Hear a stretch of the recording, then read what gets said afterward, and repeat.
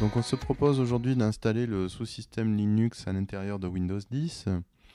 Donc l'intérêt c'est de pouvoir utiliser 95% des outils disponibles uniquement sous Linux à l'intérieur de Windows, ce qui est relativement très pratique, sans avoir à passer par une install double boot deuxième partition pour Linux, qui est un peu plus fastidieuse.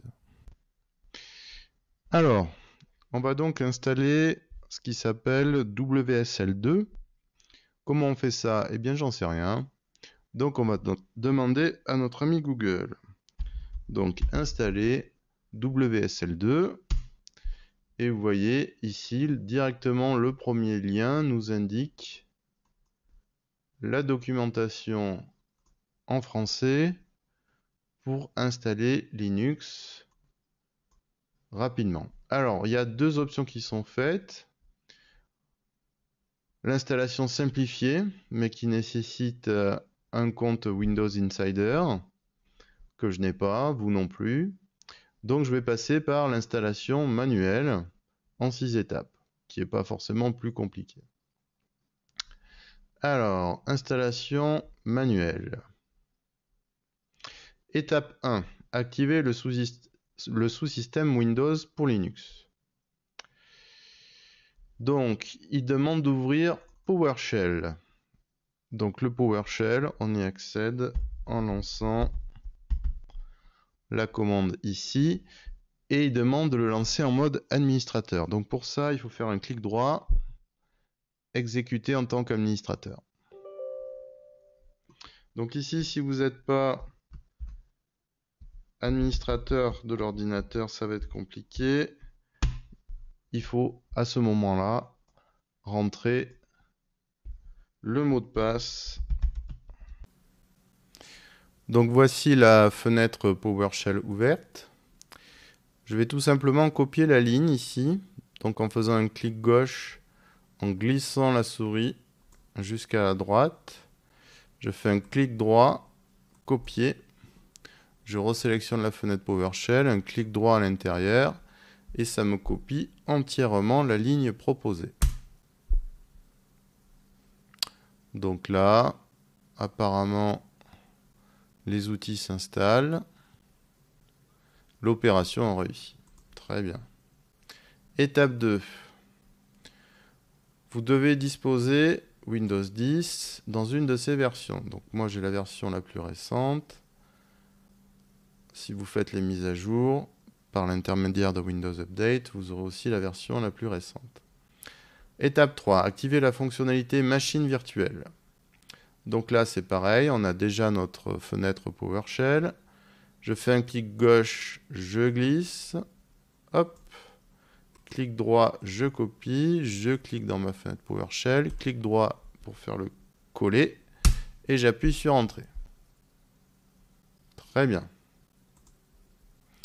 Étape 4, télécharger le package de mise à jour du noyau Linux. Bon, donc je clique. Qu'est-ce qui se passe? J'ai quelque chose qui se télécharge. Je clique. Donc ici, il me demande encore une fois le mot de passe administrateur. OK. Finish. Bon. OK. Étape 5, définir WSL2 comme version par défaut. Donc je suppose que ça sous-entend qu'on ne veut pas du système WSL1, qui était un peu moins compatible que le 2. J'active la version 2. Alors apparemment on a un petit message un peu inquiétant. Activer la fonctionnalité Windows de plateforme d'ordinateur virtuel. Donc c'est un peu mystérieux. On va vérifier si la virtualisation est activée. Pour ça, on va lancer une fenêtre commande. Et on va utiliser l'utilitaire systeminfo.exe. Donc ici, qu'est-ce qu'il nous dit? Configuration requise pour Hyper-V, donc ça c'est la virtualisation. Extension, oui. Virtualisation, oui. Oui. Donc apparemment, c'est bon. Donc c'est peut-être juste un message en fait d'erreur, pardon, d'information, pas un message d'erreur. On peut aussi avoir ça par le gestionnaire de tâches. Donc on fait CTRL-ALT-SUPR, gestionnaire des tâches. Dans l'onglet performance, ici vous voyez virtualisation activée. Donc apparemment, il n'y a pas de souci particulier. Donc maintenant, on va passer à la dernière étape, l'étape 6. Donc là, on a configuré Windows 10 pour qu'il puisse accueillir un sous-système Linux. Et on va donc devoir télécharger une image de sous-système. Donc ici, je clique sur Microsoft Store. Il me propose plusieurs images. Donc je vais prendre une que j'utilise habituellement. Ubuntu. Télécharger. Non, j'ai pas envie de me connecter.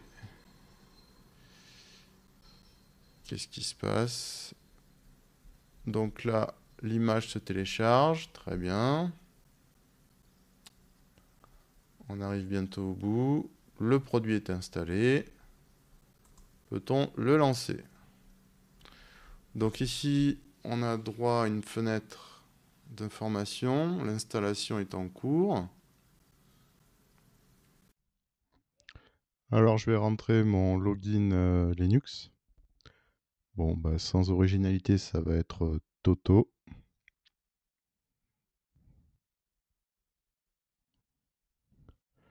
Après cela, il me demande de créer mon mot de passe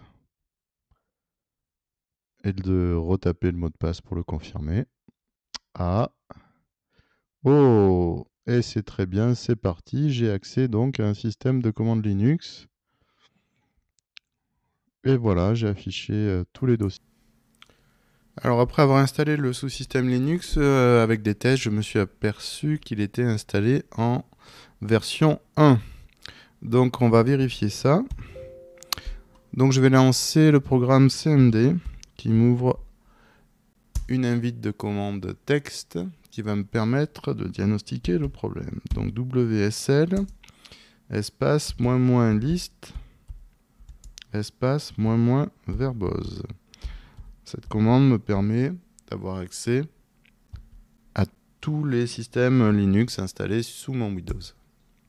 Donc ici, il me signale bien un Ubuntu installé, pas en train de s'exécuter, stopped, mais en version 1. Alors, pour le passer en version 2, donc il faut faire ça manuellement. WSL espace -- 7 version espace Ubuntu. Et ici, je mets le numéro de version 2.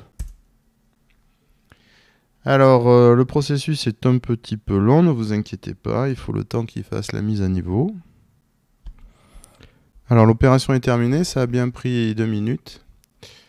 Donc maintenant, je vais refaire la commande list pour vérifier ce qui s'est passé. Et vous voyez que Ubuntu est bien installé en WSL2.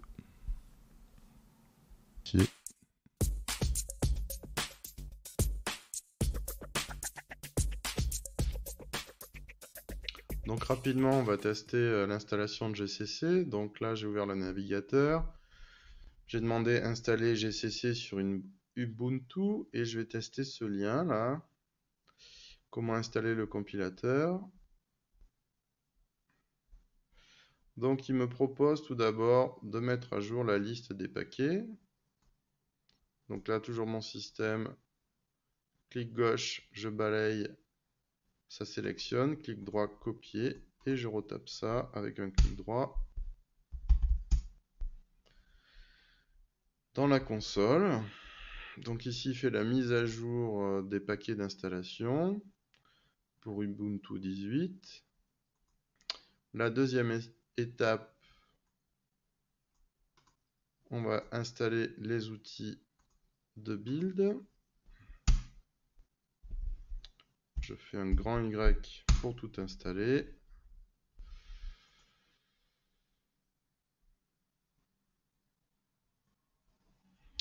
Et donc ici, normalement, il va installer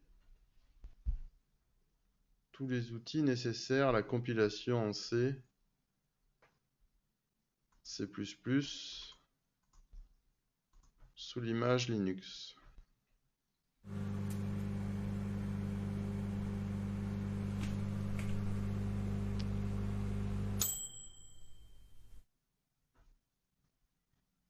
Très bien, on est quasiment arrivé à la fin.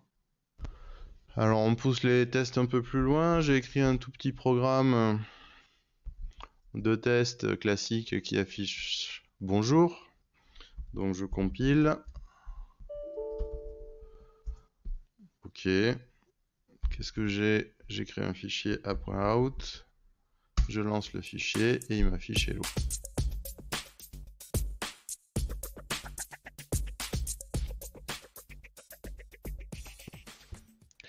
Alors la question qui reste en suspens, comme Linux est installé à l'intérieur du système de fichiers Windows, a-t-on accès à ces fichiers-là depuis Windows? Alors si on tente une commande pwd, apparemment le système Ubuntu connaît que son disque. Alors il y a une petite astuce, donc j'ouvre l'explorateur Windows et je vais taper cette adresse. Donc //WSL$ suivi de entrée. Et ici en fait j'accède à Ubuntu WSL2 à travers un disque réseau. Donc si je clique ici, je vais retrouver l'architecture classique d'un système Linux. Et normalement, il suffit que j'aille dans le répertoire Home. Donc mon compte était Toto. Et ici, je vais retrouver mon fichier de test test.c et l'exécutable a.out. Ce qui me permet à partir d'ici de faire des copier-coller dans le répertoire Windows.